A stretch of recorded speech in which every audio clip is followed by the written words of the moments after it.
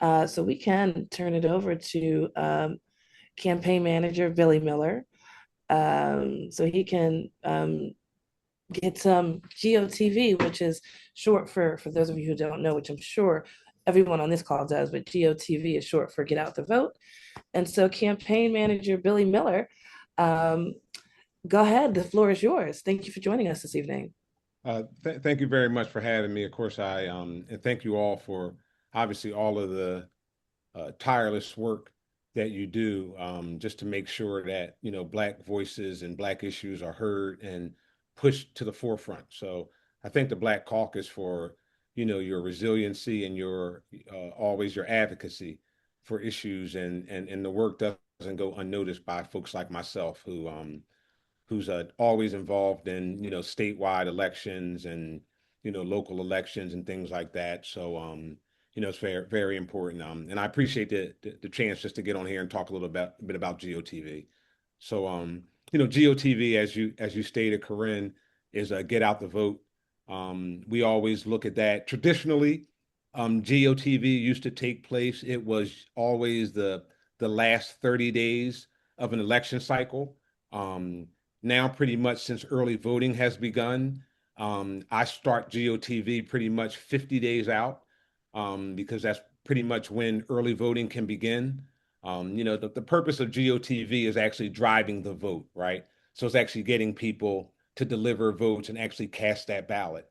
And it's important now that since 2020, and we've allowed early voting, that our GOTV time has to start earlier. So since those times, we began to start GOTV, more like 50 days out. And normally what we do at those times is areas that have early voting areas or early voting locations, we try to make sure that we have vehicles available to bring people to and from. We do souls to the polls. We normally start that stuff. We normally start that pretty, about and on Sundays, like the month before the election, and those Sundays will afterwards we'll pick up folks from churches and we'll drive them to early voting locations, just to start driving those votes up. At the same time, we're also watching the chase vote and we're watching the vote by mail numbers. And traditionally, as you can track your vote by mail numbers, I'll take Philadelphia for instance. Just to give you an example, when I'm saying the vote by mail numbers, when you look at Philadelphia currently. And I know the race that we're just to put things in perspective, the race that was just kind of talked about in Philadelphia was the third congressional race, right? So in the third congressional race, so far there have been 48,000 vote by mail ballots that were sent out in that district. Overall, in Philadelphia for this cycle, there has been 85,781 vote by mail requests, which is actually trending a little bit higher than normal for a cycle like this. And already recorded in the third congressional district. So that's the race where you just heard maybe Sharif Street, Chris Rabb, Dr. Ayla Stanford. That race right there, there's already 27,000 people that have already voted. So it's important. That's why it's important to start GOTV way earlier than 30 days. And during that time, you're chasing your mail ballots, you're running your text programs, you're doing your door knockers, you're leaving door hangers, and then you're doing a pretty robust field operation. In Philadelphia, what you try to do is you try to target the high turnout divisions where you make sure you're going to have people on polling places. And then for the low turnout and the drop off voters, we send people directly to their doors to try to, coach them to come out to vote, give them some extra incentive, and tell people really what's on the line. So the important part of GOTV is really educating the voter enough and motivating them to actually go and place the vote.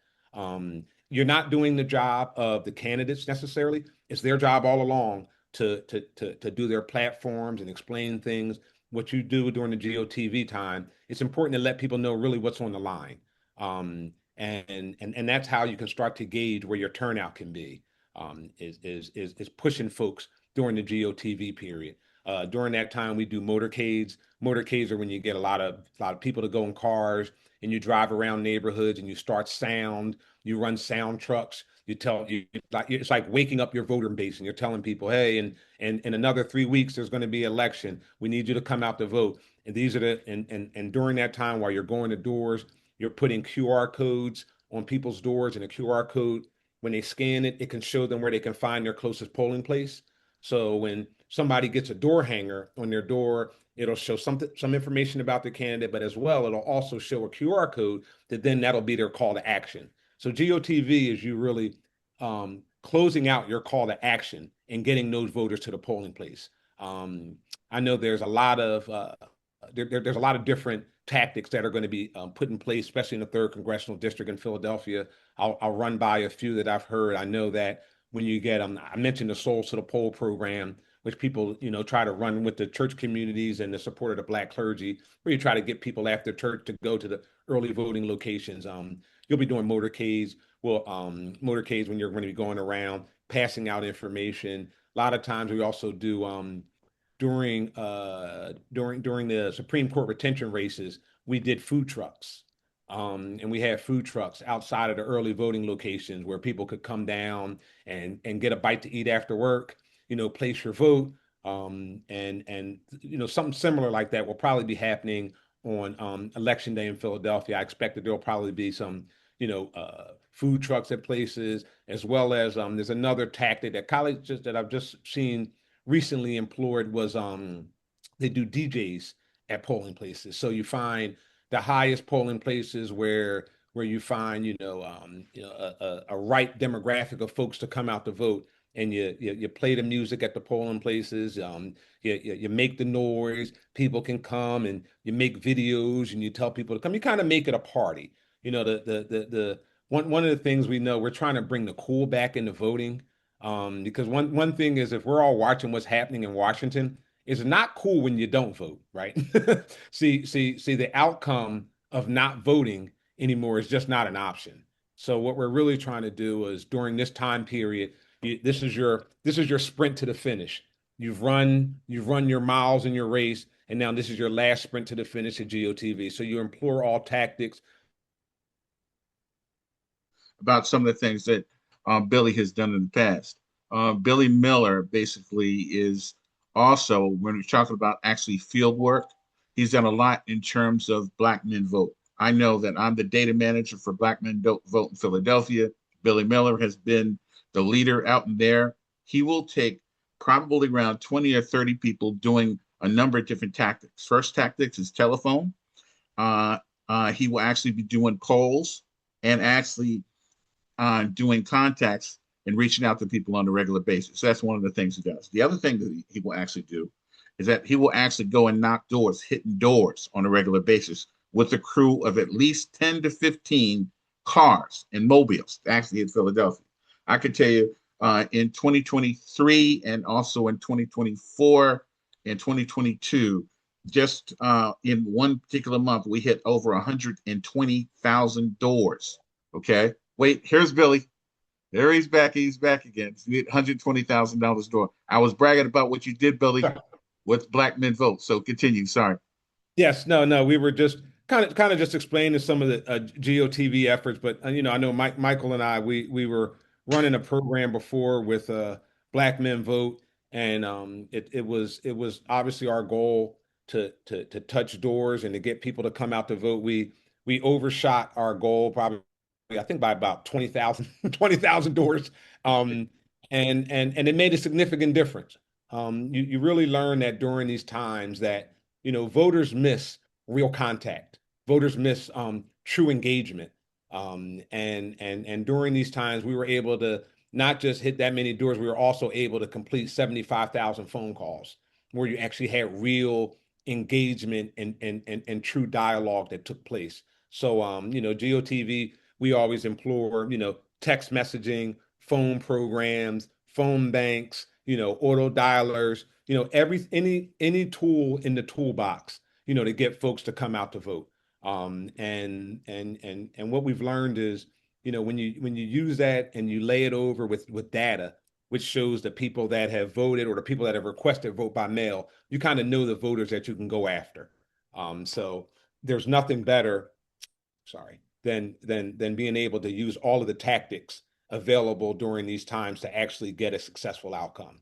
So, a successful GOTV program means you'll be hitting your benchmarks and you'll be touching, your overall goal and objective in turning out the vote. And obviously, your overall goal is obviously to increase turnout. And that's one of the biggest fights that we have in Philadelphia is increasing turnout, and a lot of times it's voter apathy, and unfortunately, voters come out more when they're angry than when they're happy. So when things are all good and things are just going great, a lot of times the turnout is just not there. We saw that happen during Barack Obama's second term during the midterms, right? Everybody was celebrating Barack and so happy that we had a president that made sense and did things like this. We stayed home, but I expect robust turnout this fall because folks are angry. I expect turnouts to be up a little bit this spring because folks are angry. Our vote by mail numbers in Philadelphia are up 15%. So it's I think that anger is starting to move. I see my time whittling down. So if there's any questions or anything else I need to do, you guys, I'm all yours. Yeah, we got some questions, definitely, Billy. Hold on, I Yep. see April Niver. Is that April with the question? Her hand up? Hmm. I didn't really mean to do that, but Oh, okay. just want to say that was super awesome though, since I came up. So Thanks, thank April. you so much. Thank you so much, April. Well, Billy, you also do statewide campaigns too. Um, Absolutely. what are some of the differences you would say out west and in terms of campaigning and maybe in the center of the T and campaigning in the T? The things that I found out there in those areas is truthfully it's very important to have third party verification. That's extremely important when you're going across the state and you're having other folks, verify for you and things like that. But one of the folks that I've learned is when you're going across the state of Pennsylvania, you have to show up. So Okay. Okay, great. That was a great point to That was a end on. great point, Billy. You have to show up, so make sure you Gotta tell show to. up. yeah, so I just think that the thing is when you look at Pennsylvania, and especially when you look at statewide Pennsylvania, I look at Pennsylvania and I call it purple Pennsylvania. Um, so I'm calling it purple Pennsylvania. And the reason why I call it purple Pennsylvania is because it's not blue, it's not red. So when you're trying to win a general election in Pennsylvania, I think it's important to find the issues that matter most to people. And when you're trying to win a general election, you don't lean on heavy partisan messages. You lean on the messages that are going to move the people. And I think that when you look at the candidates that have been most successful in the general elections in Pennsylvania as Democrats, they found more of a centrist message because when you look at Pennsylvania, you have to find that moderate sweet spot to be able to just to get just enough independents to be able to vote for you. Because you have to remember in Pennsylvania, you have to be able to attract independents in the general election. So the key to winning Pennsylvania is you have to run two separate elections. Like the primary is a totally different race, and then your general, and you just try to keep your messages pretty close aligned and stay towards the middle as much as possible. And that's my goal, and I just hope that as we continue to fight and that we can make sure that we start having more of our moderate messages as we get to these general elections so we can be more successful and we can get these row offices back next time. Thank you, guys. Thank you so much, Billy. I just put you on the spotlight late. I didn't want to use up all of the limited bandwidth that you had, but thank you so much. That's okay. Okay. Thank you, guys. I appreciate your time. Sorry for the connections. Blame it on the hotel, not myself. Thank you. Okay. Appreciate it. All Okay. right. Good. All right, Corinne. And so, on behalf of the statewide Democratic Black Caucus, we want to thank everybody for coming out tonight. Everybody could have been anywhere this evening, this Friday evening, and we thank you for joining us for this really critical, important topic, which is the state of our democracy. And so we want to thank the only Black mayor of Bucks County, Mayor Wayne Codner, and Chairman Michael Laws.